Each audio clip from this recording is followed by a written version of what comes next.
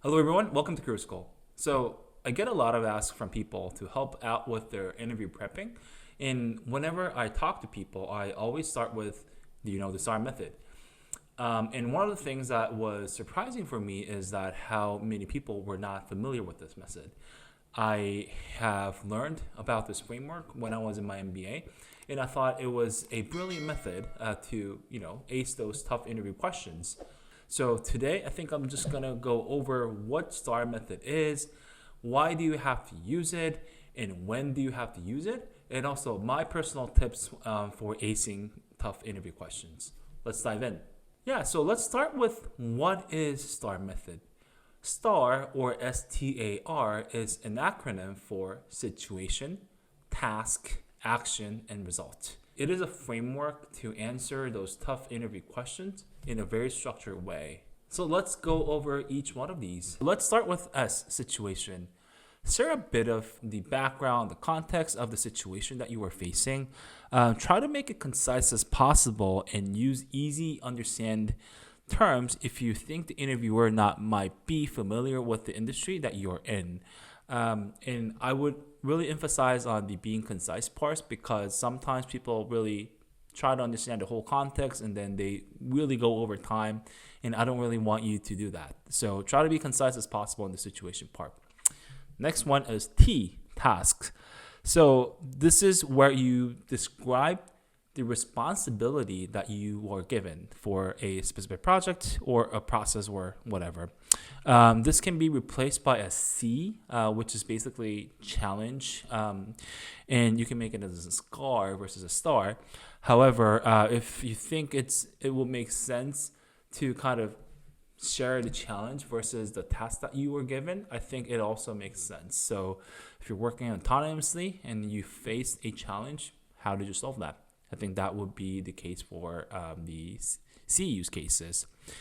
And then the most important part is probably going to be the action. Action is steps that you have taken to make sure that your project is going forward. And then what are the actions that you have taken to solve that specific challenge or problem?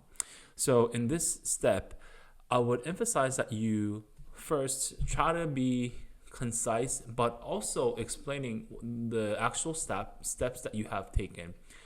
I always try to use like kind of 1, 2, 3, like a bullet point approach, because I feel like that's always easier for the interviewer to collect data versus kind of rambling. Try to take step-by-step approach by saying, 1, this is what I did, 2, this is what I did, 3, this is what I did. I think that's going to help you to be more concise and be a little bit more structured than you just using other terms.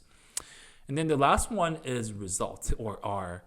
This one is the part where you would share the result of the whole project or the actions that you have taken. And it's basically just sharing what was the outcome of your actions for the challenge that you were facing. And the best way to conclude this part is by providing valid data. And this valid data usually is tied to a cost saving, time saving, or revenue growth, or any sort of those kind of data metrics that you can share with. I think it's better if you can share exact percentage or numbers, because that actually gives much more flavor to the story that you're telling. And as I mentioned at the beginning, there are a lot of alternatives when it comes to STAR method or STAR framework.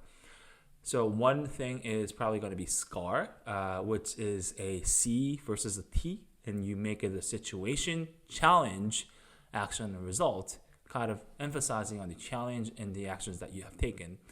The other one that I really like is STAR L or SCAR L, kind of adding that L at the end, which basically means learn. So doing this whole project, what have you learned, and how are you improving yourself to make sure that things does not happen and that you have things under control when these kind of situations pop up to you again. The times that I think the STAR L method makes the most sense is probably going to be the failure story, because it asks you to, give an example or a story that you failed and learn something out of it. Yeah, so let's move into the why part now. So at this point, you're probably going to be wondering, so why do I have to use this method? I can tell my story pretty structured way and all that. But you have to understand that most of the interview setting, interviewers are actually collecting data. When I say collecting data, they're writing down stuff on their note and try to evaluate you in ways possible. And when it comes to interviewers who are trying to evaluate you, it's best to kind of go with the structure or framework that the interviewers are familiar with. And that's going to be the STAR method, because a lot of times when I interview people, and a lot of times when I see feedback from people, they always have STAR on their notepad and then kind of have everything under each one of those sections. So I think it's extremely important that you use this method when it comes to your interviews, because not only it's a way to really make your story structured and sound concise, but it's also a way to help your interviewer to collect valid data in a very structured way. So I would always try to emphasize to use the STAR method versus any other techniques that you have, or just not using any methods at all when it comes to interviewing. So when should people actually use the STAR method? So I would say that most of the times in a situation or behavioral question in an interview, I would always use STAR method. So questions that you potentially would get in those behavioral questions would be, tell me about a time when you had to go and be above and beyond for your customers, or give me an example of when you worked on a tight deadline and still had to deliver results, or describe a time when you disagreed with your manager. What did you do? What was the outcome, and stuff like this. Outside of interviewing, however, I think this is a great framework to use when explaining something, situation, or sharing anecdotes with people when you need a little bit more structure to it. You can use this when you're sharing something with your manager or leadership, because I feel like this will give so much structure to the story that you're trying to tell. Yeah, so last one is my personal tips when it comes to STAR stories or behavioral questions. Number one is, I think I mentioned it at the beginning, but do not spend too much time in situation and task. I feel like bulk of your time when it comes to these behavioral or just like situational interviews has to be in action and result. Mostly in action, actually, because situation and task usually are pretty similar. You can just explain it to the people that you are interviewing with. And I feel like the ones that really matters is going to be the action part, because usually people are trying to evaluate you based on like what you've done to mitigate or resolve the problem versus knowing what the problem is. So I would try to make it concise as possible in terms of situation and tasks. Number two is, I always try to use actual names when it comes to telling stories or telling STAR stories or like answering behavior questions, because I feel like that gives a little bit more livelihood to the story. And obviously, these interviews are, if you think about it, we're just telling a story to someone. And when it comes to storytelling, it's always better to have a little more character, a little more, flavor to it. So I would suggest you use some actual names and try to make things lively as possible. Number three is, try to emphasize why this project was important. Like, sometimes, even if it was the most important project that had super, super huge impact to the business, people can be telling the story in a very boring way. And that tone can actually impact how the interviewer is understanding or taking it by themselves. So I would try to make the story as interesting as possible. And how to do that is to basically emphasize why this project was important or why the challenge was such a big deal to your business, and how this handling or resolving thing was able to make things better for the business. Four is data.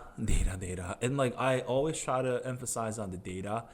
And it's because when it comes to sharing your story, like no one wants to hear about, hey, we had a great impact to the business and this like increased our revenue exponentially. Like that's a great story, but like if it's gonna be a better story if you tell, hey, our revenue was able to grow X percent or Y percent or X $1 million or something, versus just using those adjectives that really doesn't make any sense. So try to use some data when it comes to looking into what are the results, or even taking action, as diving deep into the data and all those kind of stuff. So try to use data when it comes to sharing those stories. And then the last one is instead of using star, try to use star L. I feel like the learn piece at the end really makes a difference, because it tells the interviewer that you actually are willing to learn and be a better person, professionally and personally. So I feel like the L part is really, really important to show your character that you're not someone who is a one and done, but also trying to continuously evolve and learn. Yeah, so that was it for today. Hope this video helps. Leave any comment if you have any questions or any feedback or any content that you want me to cover. As always, please subscribe to the channel, like this video, as it really, really helps for me to create more content like this. Thank you so much, and see you in next content.